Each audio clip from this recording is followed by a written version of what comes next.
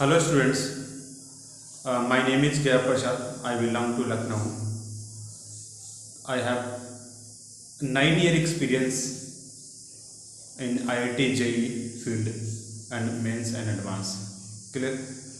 अब देखिए 2000 मैंने 11 में इंजीनियरिंग पास आउट किया था और इसके बाद मैंने गेट का कोचिंग किया मेडीजी से और गेट क्वालिफाई किया और देन आफ्टर दैट इसके बाद मैंने टीचिंग स्टार्ट कर दिया। टीचिंग करियर वहाँ से स्टार्ट हो गया मेरा।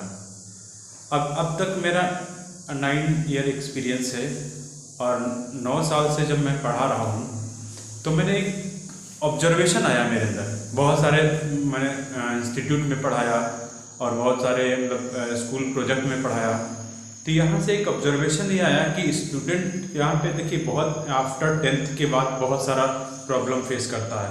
या तो उसका क्या होगा, परसेंटेज डिक्लाइन हो जाता है। देखिए मेन परसेंटेज डिक्लाइन क्यों हो जाता है उसका, या फिर उसको मॉड्यूलाइज होने लगता है। स्टूडेंट क्या होता है, डिप्रेशन में चला जाता है। क्यों हो जाता है? देखिए स्टूडेंट्स के जो बेसिक्स हैं बहुत स्ट्रांग होना चाहिए अप टू 10th तक। यदि उसको बेसिक्स स्ट्रांग है, उसका एप्लीकेशन पार्ट पता है, यदि उसका एप्लीकेशन पार्ट पता है तो आगे प्रॉब्लम नहीं आती है इतना। जबकि जो 11th और 12th का जो मैथमेटिक्स है वो एनालिटिकल टाइप है। जब तक उसको एनालाइज नहीं करोगे, जब तक सोचोगे नहीं किसी चीज़ पे, तब तक हम उसको एप्लीकेशन पार्ट उसका हम समझ नहीं पाएंगे। जब उसका एप्लीकेशन पार्ट नहीं समझ पाते तो हम IIT JEE के क्वेश्चन सॉल्व करने में बहुत डिफिकल्ट रहता है। बहुत सारे बच्चों को मैंने देखा कि सर फार्मूले तो याद है मुझे बट क्वेश्चन नहीं याद है।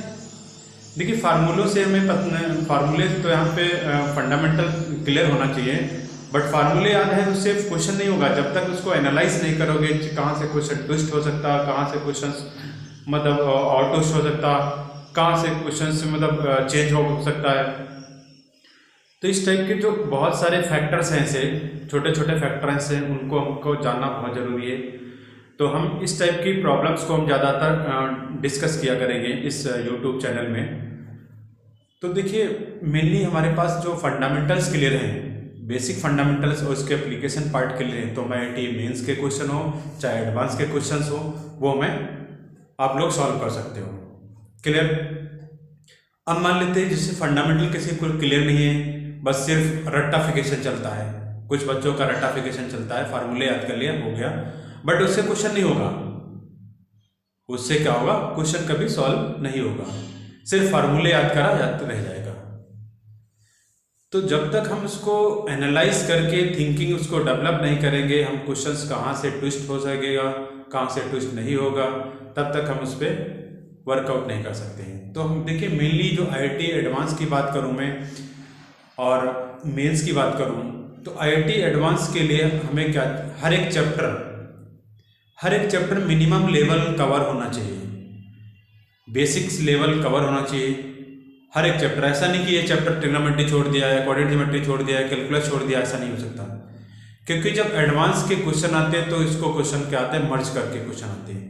अप टू 12th तक मैथ्स आता है, अप टू 12th मैथमेटिक्स आता है। ऐसा नहीं कि कभी कभी क्या होता है 9th क्लास के 10th क्लास के क्वेश्चंस को मर्ज, बेसिक ज्योमेट्री मर्ज कर देता है।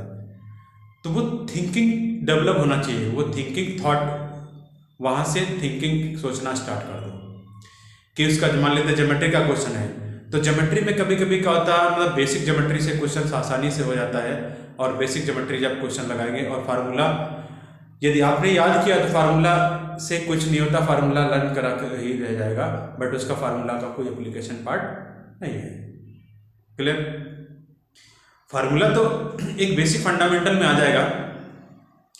अब देखिए इसके बाद बहुत सारे बच्चे ये बोलते हैं कि सर मुझे कैलकुलस में दिक्कत है, कोऑर्डिनेट ज्योमेट्री में दिक्कत है। देखिए कैलकुलस और कोऑर्डिनेट ज्योमेट्री का जो IIT का फेवरेट सब्जेक्ट है, इसी पे बहुत सारे क्वेश्चन ट्विस्ट करता है और बहुत सारे क्वेश्चन ट्विस्ट करके बस इसमें क्या है, कोऑर्डिनेट ज्योमेट्री की बात करूँ, कोऑर्डिनेट ज्योमेट्री में क्या होगा मतलब लैंग्वेज को ट्विस्ट कर देगा और क्वेश्चन चेंज हो जाएगा टोटली। तो हम सारे हर एक टॉपिक को कवर करेंगे और सारे टॉपिक्स को क्लियर करेंगे। क्लियर? और सारे टॉपिक को कवर करने के लिए हमें क्या करना है, एक सीक्वेंस में जाना पड़ेगा। हम सीक्वेंस बाय सीक्वेंस स्टार्ट करेंगे। अब देखिए एडवांस के लिए बहुत सारे बच्चे हैं कि सर एडवांस पे हमें वीडियो बनवा दो सर, बहुत सारे बच्चे कहते हैं एडवांस के वीडियो में चाहिए सर। तो मेनली हम स्टार्ट करते हैं एडवांस के क्वेश्चंस, क्लियर।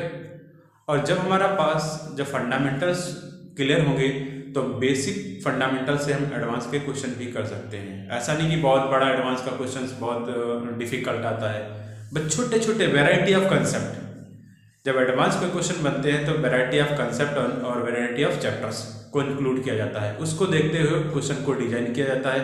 क्यों? क्योंकि आईआईटी ये चाहता है कि हमें नॉलेजेबल स्टूडेंट मिलना चाहिए जो हम एनालाइज कर सके, सोच सके, थिंकिंग अपने अंदर डेवलप कर सके, उस टाइप के हमें स्टूडेंट चाहिए। रट्टाफिकेशन वाले स्टूडेंट नहीं चलेगा हमें। यदि कोई स्टूडेंट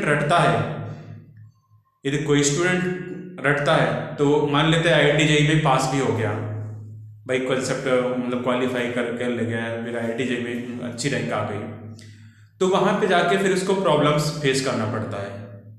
जैसा कि मेरा जो फिरोज गांधी इंजीनियरिंग कॉलेज 2011 में पास आउट किया, उस समय जो 2007 में एडमिशन लिया तो उस समय हमारा कि आईआईटी कानपुर से कनेक्टेड था सोनिया गांधी की वजह से।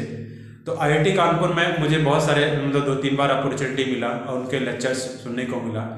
तो उन प्रोफेसरों को ये देख के लगा कि मुझे वो जो क्वेश्चंस मतलब डिजाइन करते हैं किस लिए, जो उस क्वेश्चन पे मैं सोच सकूं, थिंकिंग डेवलप कर सकूं, उस टाइप के क्वेश्चन आईआईटी एडवांस में डिजाइन किए जाते हैं। Clear? Thank you all of you.